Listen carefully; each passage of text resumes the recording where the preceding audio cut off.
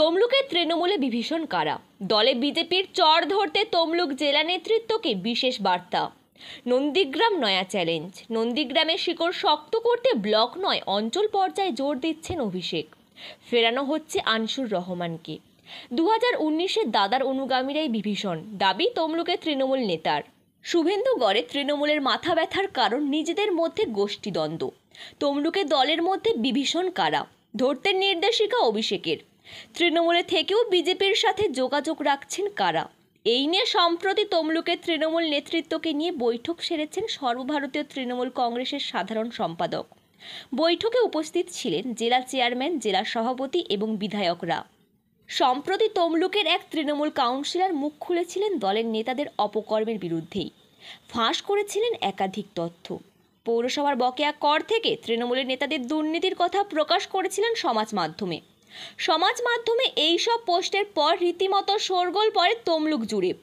তারপরেই তড়িঘড়ি তমলুক সাংগঠনিক নেতৃত্বকে নিয়ে বৈঠকে বসেন অভিষেক। দলের বিভীষণদের খুঁজে বের করার নির্দেশ দেন। বৈঠকে বেশ কিছু সাংগঠনিক রদবদলের কথা ওঠে।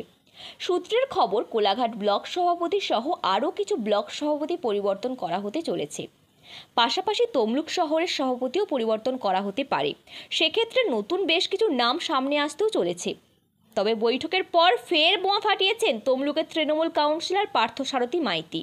তিনি বলেন, 2019 সালে যারা শুভেন্দু অধিকারীর সাথে ছিল, যারা দাদার অনুগামী হিসেবে কাজ করেছিল, তারা এখন তৃণমূলের পদে থাকলেও সরাসরি শুভেন্দু অধিকারীর সাথে যোগাযোগ রেখেছেন।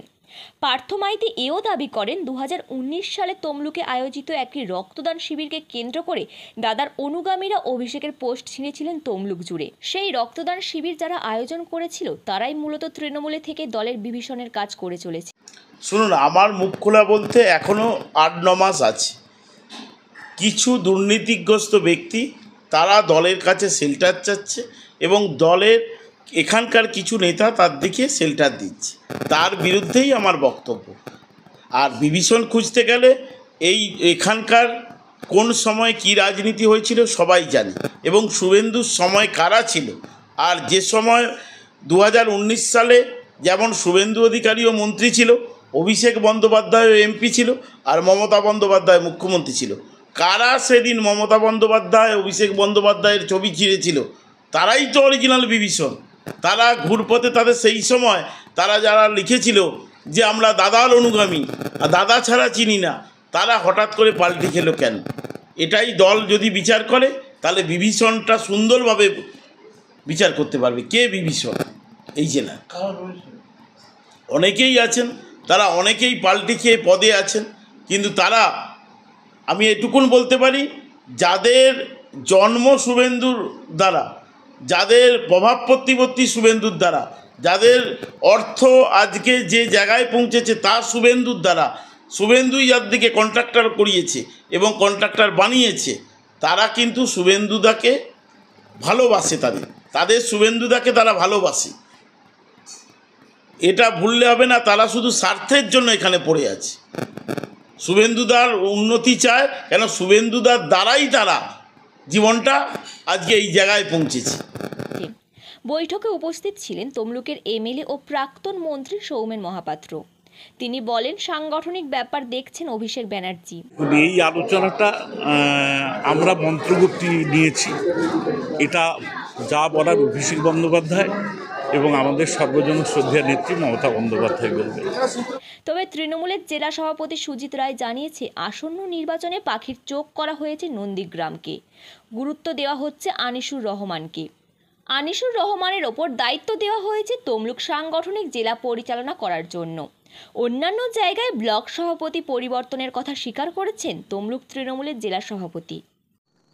আমরা তমলুক সাংগঠনিক জেলা নিয়ে নন্দীগ্রাম বাদ দিয়ে আমাদের বাকি 7খানা বিধানসভা নিয়ে সেদিন সবিস্তারে আলোচনা হয়েছে, এবং সেই আলোচনার মধ্যে আমাদের জনসংযোগ কর্মসূচি আরও সুদৃঢ় করার জন্য আমাদের নেতা অভিষেক বন্দ্যোপাধ্যায়, আমাদের নেতা সুব্রত বক্সী, আমাদের নেত্রী মমতা বন্দ্যোপাধ্যায়ের তরফ থেকে আমাদেরকে নির্দেশ দিয়েছেন, এবং আগামী দিনে সাধারণ মানুষের সঙ্গে নিয়ে বাংলা ভাষা এবং বাঙালিকে আক্রমণ করার জন্যে বিরোধী যে আমরা যে কর্মসূচি, সেই কর্মসূচিকে আরও আমাদেরকে সুদৃঢ় করার জন্যে উদ্যোগ গ্রহণ করতে বলেছেন। এলাকার আমাদের যারা বিধায়ক, আমার পাড়া আমার সমাধান যে ক্যাম্প চলছে এবং ত্রিস্তরীয় পঞ্চায়েত ব্যবস্থায় যারা আছেন, যারা জনপ্রতিনিধি, যারা রাজনৈতিক কর্মী, তাদেরকে সবার কাছে অনুরোধ করেছি আমরা যাতে আমাদের পাড়া আমাদের সমাধান ক্যাম্পে যে সাধারণ মানুষকে সঙ্গে নিয়ে তাদের সমস্যার কথা সরকারিভাবে বলা হয় এবং তার সঙ্গে সঙ্গে এসআইআর নিয়ে আমরা যে আন্দোলন করছি সেই আন্দোলনকে আরও শক্তিশালী করতে হবে। ভারতীয় জনতা পার্টির চোখে চোখ রেখে আমাদেরকে কর্মসূচি আরও বাড়াতে হবে এবং তার সঙ্গে সঙ্গে আনিসুর রহমান আমাদের যেহেতু তৃণমূল কংগ্রেসের নেতা এবং ওই মিটিংয়ে আমাদের নেতা অভিষেক বন্দ্যোপাধ্যায় একদম সরাসরি বলেছেন যে আনিসুর রহমানের উপরে জুডিশিয়ালভাবে তাকে মিথ্যা কেস দিয়ে বিভিন্নভাবে হ্যাকেল করা হয়েছে, তাকে দীর্ঘদিন জেলবন্দি করে রাখা হয়েছে এবং 2015 সালে তিনি দাপিয়ে অখণ্ডিত মেদিনীপুর জেলায় তৃণমূল যুব কংগ্রেসের নেতৃত্ব দিয়েছেন এবং মমতা ব্যানার্জি যাকে সঙ্গী হিসাবে সাথী হিসাবে ঘোষণা করেছেন 2007 সালে নন্দীগ্রাম আন্দোলনের সময়, যেদিন গণহত্যায় নন্দীগ্রামের মানুষ মারা যায়, আহত হন, সেই দিন মমতা বন্দ্যোপাধ্যায়কে নিজের মোটরসাইকেলে নিজের প্রাণকে বাজি রেখে তিনি যেহেতু তমলুক হসপিটালে পৌঁছেছিলেন, তার মতামত নেওয়া হয়েছে সাংগঠনিক ক্ষেত্রে এবং তাকেও গুরুত্ব দিয়ে দেখতে বলা হয়েছে গোটা তমলুক সাংগঠনিক জেলা। আর নন্দীগ্রাম নিয়ে আমরা পাখির চোখ করে তৃণমূল কংগ্রেস এগাবে।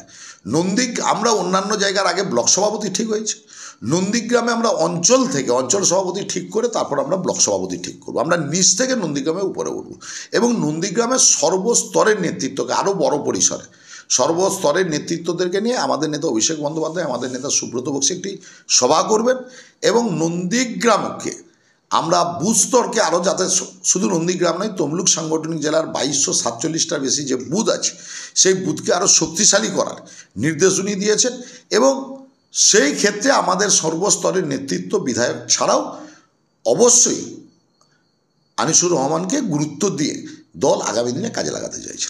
বদলের পাশাপাশি বদল হচ্ছে টাউন সভাপতিও, কি বলুন?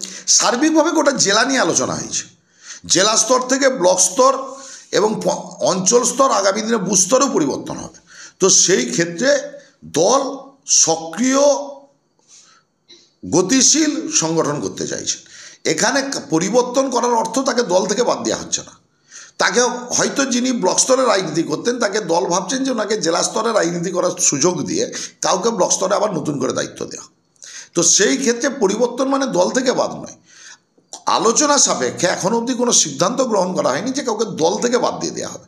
সবাইকেই নিয়ে দল করতে হবে এবং নবীন এবং প্রবীণের সংমিশ্রণে দল আগামী দিনে গতিশীল হবে। প্রবীণদের সুপরামর্শের সঙ্গে সঙ্গে নবীনদেরকে এগিয়ে যেতে হবে এবং আমাদেরকে লড়াইটাকে একত্রিত করতে হবে ভারতীয় জনতা পার্টির বিরুদ্ধে। এটাই হচ্ছে দলের নির্দেশ, কিন্তু কাউকে বাদ দিয়ে না। তো দল তার সাংগঠনিক পরিকাঠামো ক্ষেত্রে আলোচনা করেছে। নেত্রী মমতা বন্দ্যোপাধ্যায় শেষ সিদ্ধান্ত নেবেন। নেত্রী মমতা বন্দ্যোপাধ্যায় যাকে যেখানে যখন কাজে লাগাবেন, যেখানে যাকে যখন দায়িত্ব দেবেন, তাকেই আমাদেরকে দলকে সামনের সারিতে এগিয়ে নিয়ে যাওয়ার জন্য কাজ করতে হবে। প্রত্যেকটি রাজনৈতিক সংগঠন তারা মাঝে মধ্যে এরকম পরিবর্তন আনে, আমাদের ভারতীয় জনতা পার্টিরও হয়েছে। এবার আলাদা কোন রাজনৈতিক দল বা আলাদা কোনো কোম্পানি যদি তাদের সংগঠন চেঞ্জ করে, তো এখানে বিজেপির বলার কিছু নেই, এখানে ওনাদের ব্যাপার, ওনারা বুঝবেন। সম্প্রতি দেখা গিয়েছিল তমলুকে এক কাউন্সিলর তিনি মুখ খুলেছিলেন, তারপরেই কি এরকম বৈঠক এবং সাংগঠনিক বদল? না, আমরা শুনেছিলাম হ্যাঁ উনি মুখ খুলেছিলেন, কিন্তু ওনাকে আবার কানে ধরে ক্ষমা চাইতেও হয়েছিল। এরকম একটা সংগঠনে উনি মুখ খুলেছিলেন, সত্যি কথাটাই বলেছিলেন, কিন্তু ওনাকে আবার কানে টানে ধরে আবার ক্ষমা চাইতে হয়েছে। যেটা সূত্রের খবর যে তমলুক শহর টাউন সভাপতি তাকেও পরিবর্তন করা হচ্ছে। হ্যাঁ, ওনাদের কোম্পানির ব্যাপার, ওনারা কাকে রাখবেন সেটা আমরা বিজেপি কী করে বলবো। হয়তো ওনার অনেক দুর্নীতি আছে ওনার মধ্যে, অনেক কিছু, সেটা তমলুক শহরের মানুষরা দেখতে পাচ্ছেন এবং বুঝতে পেরেছেন। তো সেই ভয়ে হয়তো কিছু করবে, ওনাদের ব্যাপার, ওনারা বুঝবেন। তৃণমূল কাউন্সিলর মুখ খুলেছিলেন বলে কি পরিবর্তন, সেটা আমরা বলতে পারবো না। আপনার নাম? আমার নাম সুকান্ত চৌধুরী, ভারতীয় জনতা পার্টি তমলুক সাংগঠনিক জেলার সম্পাদকের দায়িত্বে আছি।